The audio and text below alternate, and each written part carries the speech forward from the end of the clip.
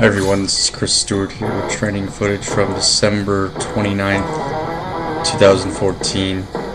Today in training I did snatches, jerks, front squats, and 3-position snatch deadlifts.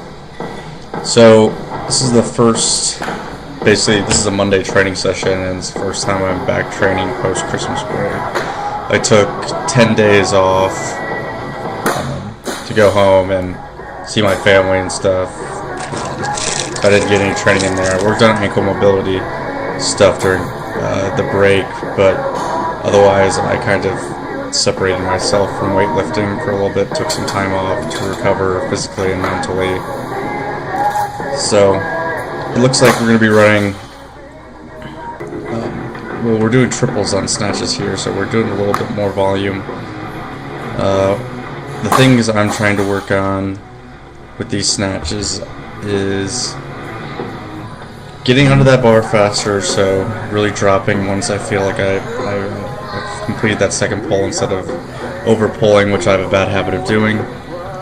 Second thing is really trying to keep those lats tucked down on that second pull so that bar is closer to my body. I feel like that'll allow me to control it a little bit, control the bar a little bit more, and just allow that turnover to be quicker as well.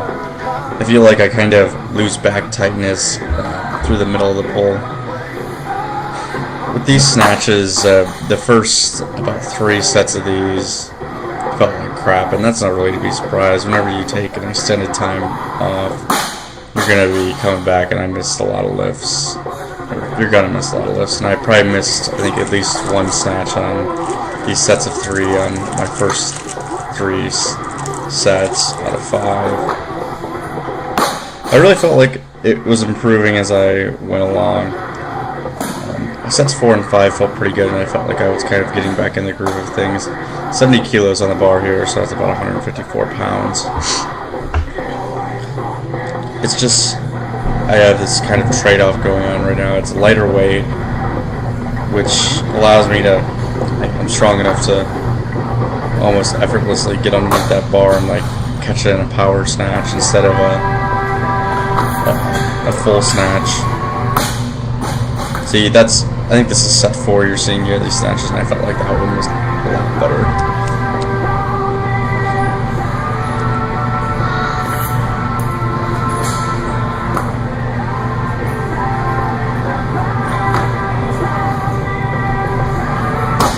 So another thing I'm trying to focus on with these snatches, so there's the kind of 3 core concepts. It's like getting under the bar faster, keeping those lats nice and tight for that second pull, and I forgot what the last thing I was going to say there is. Maybe I'll remember if I watch it. Oh, standing up with the bar all the way. So I have another bad habit of mine is initiating that second pull a little early. And since I initiate it late, and I keep pulling too late, I mean, it kind of eliminates the need to pull myself underneath the third pull, which is pulling myself underneath that bar. So I'm trying to really focus on standing all the way up with this snatch, or kind of completing my first pull, I guess is a better way to phrase it, instead of pulling too early and initiating my second pull. I don't know what I said before. I don't think I said it right the first time, but I want to finish my first pull.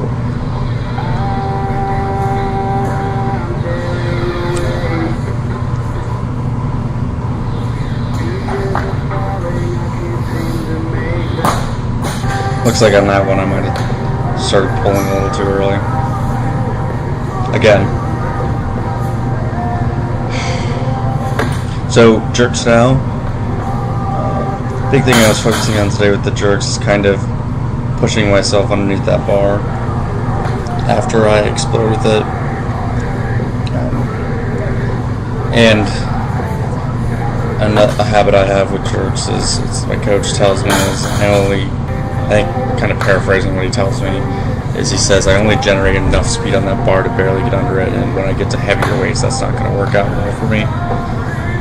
So I'm trying to really generate as much speed on that bar as possible, and I'm not very good at it. But another thing I'm trying to be actively doing is pushing myself underneath that bar once it leaves my kind of clavicle area. So as soon as that bar is making separation from my shoulders, I want to be actively pushing myself underneath that bar to catch my jerk accordingly. So for jerks today, I worked up to 94 kilos and we were doing triples, and I think it was 75% is the percentage we were going at. And these actually, coming off a 10-day break, didn't feel too bad. Snatches definitely felt worse. I mean, I'm not a good jerker to begin with. I'm not going to claim that by any means, so I feel like I'm about at the same level as I was before, so I guess it's kind of encouraging that I didn't have a major drop off. Here's 94 kilos you're seeing here. Some of these actually look pretty solid to me, or at least quicker than what I'm used to watching myself do. I don't know if it's me trying to actively push myself underneath that bar a little bit faster or not, but they just seem a little quicker. One thing to note, I guess, is being under 94 kilos though for 3 jerks is definitely taxing. Lowering that bar back down, my coach encourages me to lower that bar back down because it only strengthens you, and you can see I'm getting lazy about it on these. I'm starting to really let it kind of drop onto my shoulders instead of slowly lowering it down, especially when it gets past and it starts going past my eyeballs. I really just drop it right there.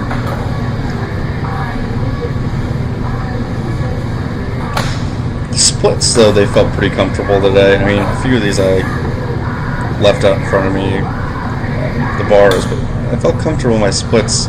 I missed a few of them from stepping around, and you see me hit the jerk rack there, the blocks. On my dip, I don't know what happened on this one, but this was an awkward set, and yeah, you can see I almost fell over backwards on the catch there. Kind of just, I guess you say once one thing goes wrong, many things start going wrong. That was pretty ugly. It didn't feel right the last jerk either. I mean, I caught it off to the side, it almost felt like. You can see I'm starting to get a little tired.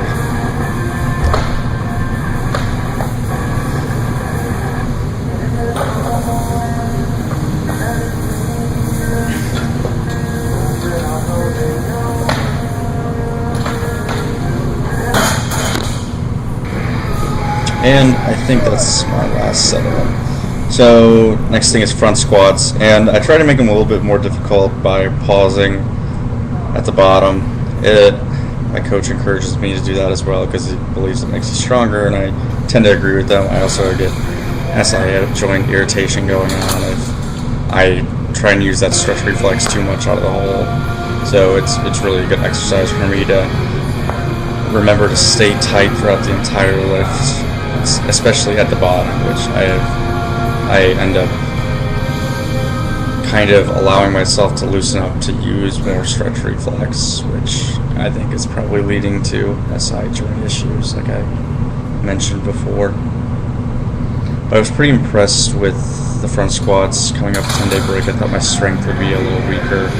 I work up to 103, which you're seeing here for triples, and I'm willing to concede that these aren't true paused front squats. If you watch carefully, I kind of do use a little stretch reflex. I'll do like a bounce, a small bounce, and then I'll come back down against my calves or ass grass, whatever you want to call it, and then come up out of the squat. And that's, I mean, there's nothing else besides cheating there. And you can see on that last one, I didn't even bother pausing, and I almost lost it out in front of me.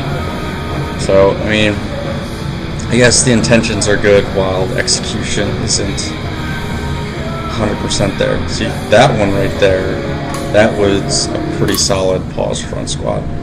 I'm not going for a count or anything, which I probably should be. That would eliminate any sort of cheating going on. But the programming doesn't even call for pause front squats, so I'm just going to go with what happens here, I guess. I think the intentions of this programming cycle we're going to be doing for the next 5 weeks is front squat strength though, so I'm expecting to be doing a lot of front squats, and that's good for me because I need my front squat to go up and I need to get stronger in general. So addressing a weakness, excuse me. Anyway, that's about all I got for you guys today. Thanks for watching.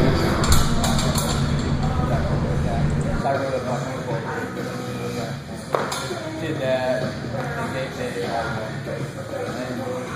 got like a picture and stuff, got out of here. He was talking to Catherine. Yeah, dude, she sent me pictures of puppies and shit. I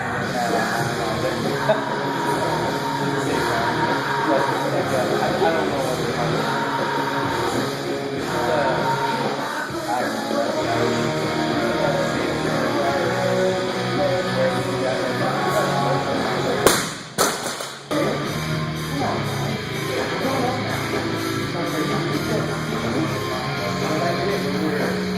Years old, you guys know, right?